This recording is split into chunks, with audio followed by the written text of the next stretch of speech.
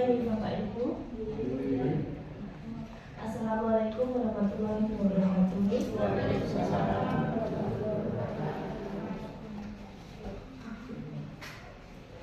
Pertama-tama marilah kita panjatkan puji dan syukur kehadirat Allah Tuhan Yang Maha Esa yang telah memberikan kita kesehatan, kita sehat, nikmat sifat sehingga kita bisa bertemu di ruangan ini dengan kondisi yang baik, dengan kondisi yang sehat. Ini nanti saya akan memberikan sedikit edukasi prolanistik terkait pedoman diet kita diabetes mellitus. Sebenarnya untuk materi ini mungkin tahun-tahun kemarin juga sudah pernah mendapatkan ya. Karena biasanya kalau untuk materi ini biasanya kan ya tidak jauh-jauh dari kondisi jenazah Banten.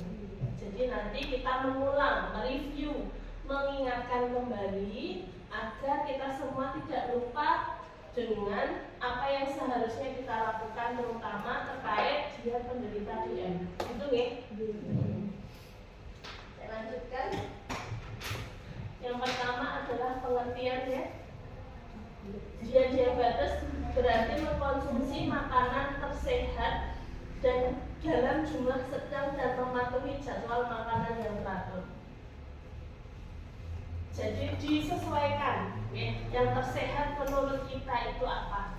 Kalau ada beberapa pilihan makanan yang seharusnya yang pada saat itu disajikan di meja makan atau disajikan dimanapun, baik itu cemilan, makanan pokok dan lain sebagainya, kita ambil mana yang sekiranya aman untuk kita. Okay? Kita ambil makanan yang sekiranya meminimalisir terjadinya kenaikan gula atau penurunan gula yang signifikan. Gitu ya. Tujuannya adalah membantu penyandang diabetes memperbaiki kebiasaan makan dan olahraga untuk mendapatkan kontrol metabolik yang baik. Jadi kan selain kita bisa memilih makanan tersebut, makanan itu yang kita pilih bertujuan untuk apa? Agar metabolisme tubuh kita bisa maksimal, gitu ya. Sehingga kebiasaan mungkin yang dulu kebiasaan makannya kurang terkontrol, sekarang lebih terkontrol, begitu ya. Karena kalau sudah memiliki riwayat diabetes, otomatis kita pasti tidak akan seenaknya atau sembarangan memilih makanan-makanan yang seharusnya kita pilih, gitu ya. Jadi tetap diet itu artinya kan makan. Penderita diabetes, makanan untuk penderita diabetes itu yang baik seperti apa? Ya. Prinsip pengaturan makanan pada penyandang diabetes yaitu makanan yang seimbang dan sesuai kebutuhan kalori dan zat gizi. Tapi meskipun ada banyak makanan yang bisa kita pilih, tapi kita juga harus mempertimbangkan mana yang bisa mencukupi kebutuhan kita. Ya ampun gonji kok sayur tok, ampun gonji kok caranya sekiranya buah tok gitu. Tapi juga perlu yang lain. Protein kita juga butuh, karbohidrat juga butuh, cuman dalam takaran yang tertentu dan dibatasi, begitu ya. Nutrisi yang baik tidak hanya mengendalikan kadar glukosa atau gula darah. Glukosa itu gula darah ya, sudah tahu semua ya. Tetapi juga memperbaiki kadar kolesterol dan tekanan darah. Nah ini, jadi harus menyeimbangkan semua ya. Karena biasanya kalau punya penyakit gula bisa juga disertai dengan hipertensi dan penyakit yang lain. Karena penyakit diabetes kan biasanya ada penyertanya, gitu. Nah, jangan sampai makanan yang kita pilih itu bisa bikin penambah penyakit penyerta itu datang. Jadi kita milih sekiranya orang manis, tapi milihnya asin. Biar potensinya jadi meningkatkan tekanan darah. Sebenarnya kalau asin itu nggak bikin tekanan darahnya tinggi. Cuman kalau ada riwayat tekanan darah tinggi dan sakit yang lain dan sering makan atau minum yang terlalu asin, nah nanti juga akan menimbulkan kenaikan tekanan darah, begitu ya. Jadi makan asin bukan berarti nggak boleh ya, tapi dibatasi.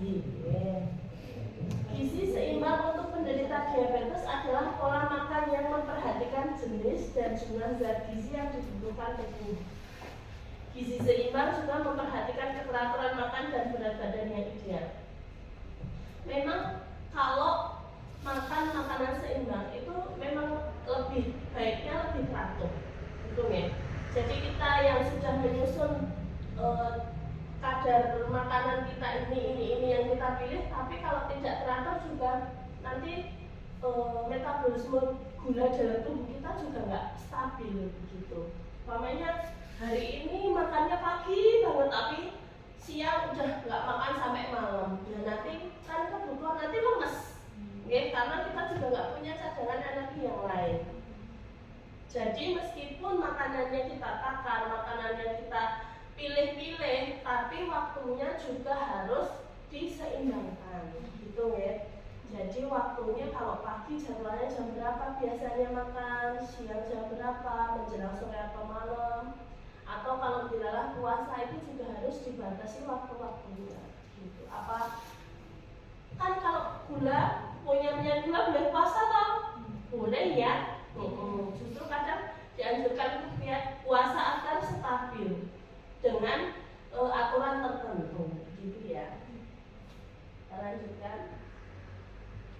Prinsip gizi seimbang untuk penderita diabetes.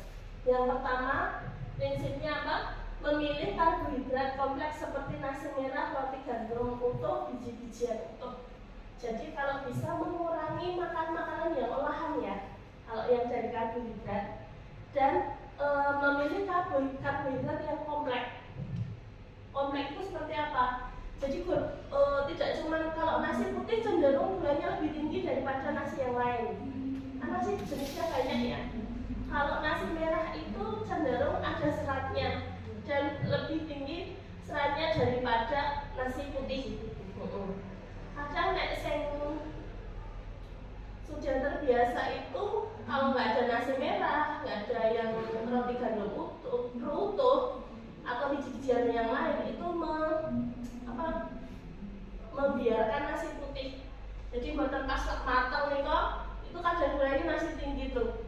Nah itu bisa didiamkan dulu agar kadar gulanya sedikit turun gitu. Beda kalau yang fresh baru gitu. Tapi diampun ngantos ampun ngasok berbau ya, jangan sampai basi gitu. Tetap harus dilihat kondisinya. Kalau nasi putih yang sudah tercamping ada loh yang jadi pakainya nasi kemarin. Ya nggak apa-apa, cuman jangan sampai kondisinya bau atau basi gitu ya. Bisa disimpan di kulkas dulu, nanti diangetin tidak apa-apa gitu ya. Tapi memilih karbohidrat kompleks seperti nasi merah, roti gandum utuh dan biji-bijian itu lebih disarankan untuk memilih jenis karbohidrat untuk ibu-ibu bapak sekalian. Yang kedua, membatasi karbohidrat sederhana seperti gula, permen, dan kue. Gula asal buatan dimakan, diminum, dikonsumsi, boleh, dikurangi. Oke, belas buatan dahar gula tuh ya ujung-ujungnya lemas, karena kalau gula kurang juga nanti drop juga toh kadar gulanya. Jadi tetap boleh, cuma dibatasi ya. Kalau permen dan kue itu kan kalau pengen banget mawon, nek orang pengen banget membuat sahur.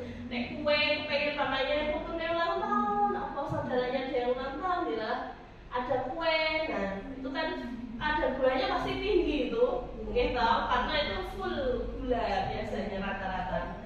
Nah itu kalau kepengen boleh, tapi nggak usah terlalu banyak, atau icip-icip aja. Sama dilihat kondisinya, kondisinya lagi nggak stabil ya ampun, gitu ya. Terus memilih protein yang rendah lemak seperti ikan, telur, dan tahu. Protein yang rendah lemak itu yang seperti apa? Otomatis yang kalau ayam itu bisa dikesampingkan kulitnya, atau kita pilih yang dada yang proteinnya tinggi tapi lemaknya rendah. Lebih bagus lagi ikan, okay?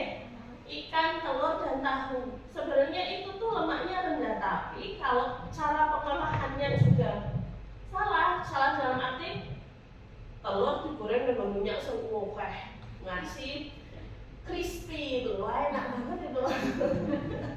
Nah itu juga sama saja nih. Kalau telur ya sebaiknya direbus, kalau tahu bisa dikukus atau dibacem, tapi gulanya nggak usah terlalu banyak, gitu kan itu udah nyaman dimakan Selanjutnya memilih lemak sehat seperti lemak jenuh yang ada di alpukat, kacang-kacangan, dan minyak zaitun. Terus ini banyak ya alpukat. Pas lagi murah itu saya punya banyak. Tak bawa pulang dulu gitu. Boleh ya Bu. Kan kalau yang tidak disarankan itu kalau alpukat dicampur gula, campur susu. Nah kalau alpukat yang belum yang asli itu nggak apa-apa. Kan nggak terlalu manis itu. Justru kalau orang luar negeri itu alpukat itu kadang dicampur di makanan-makanan pokok. Yang orang Indonesia aja yang makainya untuk minum-minuman, terus campuran es itu orang Indonesia aja.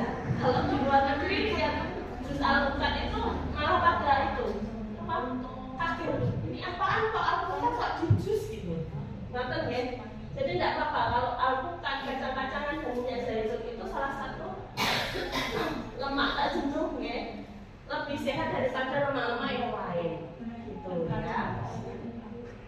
Mengkonsumsi makanan yang tinggi serat seperti sayuran hijau, buah-buahan, kacang-kacangan, dan biji-bijian. Memang biasanya kalau yang memang paling bagus itu kan di sayuran sama buah-buahan. Kalau kita melihat porsinya itu sayur-sayuran dibaik. Kalau anak kecil sayur-sayuran boleh, tapi kalau anak kecil lebih ditekankan ke proteinnya karena perkembangannya masih maksimal. Sedangkan kalau orang tua kadang kita membatasi makanan-makanan sudah banyak diterima oleh tubuh. Jadi kita banyakin sayuran sama buah-buahan, tapi tetap harus seimbang, harus tetap ada proteinnya sama karbohidrat dan lain sebagainya. Begitu ya. Konsumsi yang tinggi serat tadi udah tahu sayur-sayuran, buah-buahan, kacang-kacangan sama biji-bijian itu cenderung lebih tinggi serat. Selanjutnya membatasi makanan tinggi lemak jenuh dan kolesterol. Lemak jenuh dan kolesterol itu apa? Itu biasanya kalau kita makan makanan itu kalau minyaknya sudah dipakai berulang kali itu bisa menjadi lemak jenuh. Seperti apa? Gorengan itu meskipun minyaknya baru tetap kandungan lemaknya tinggi ya, minyaknya tinggi menyebabkan kolesterol juga. Makan makanan yang digoreng sama tepungnya itu otomatis kalau gorengan kan cenderung banyak tepungnya entah itu bakwan, tempe mendoan, terus tahu susu, bukan sih tahu apa tahu isinya ya? Atau jemblem kan apa itu di sini? Marah-marah ini. Nah itu sangat harus dibatasi itu makanan yang tinggi lemak jenuh dan kolesterol. Kalau untuk menderita diabetes sesekali aja kalau pengen seminggu sekali boleh tidak apa-apa, tapi jangan terlalu sering tiap hari itu ya sebaiknya dikurangi. Kita banyakin yang direbus atau dikukus ya. Membatasi konsumsi garam karena tadi berkesinambungan di antara diabetes, terus hipertensi dan lain sebagainya, kolesterol. Nah, selain membatasi gula, kita juga disarankan untuk membatasi konsumsi garam. Garamnya berbeda kata-kata, kuncinya berbeda kata-kata, dinikmati setiap gigitannya Setiap makanan yang kita konsumsi dinikmati, tidak usah terlalu ingin merasakan yang terlalu kuat. Karena dulu juga pernah pasti rasakan yang enak-enak itu. Terus memilih minuman yang rendah kalori. Yang jelas apa? Ya air putih itu kan otomatis rendah kalori, lebih sehat. Minuman terbaik di dunia itu apa ya? Air putih.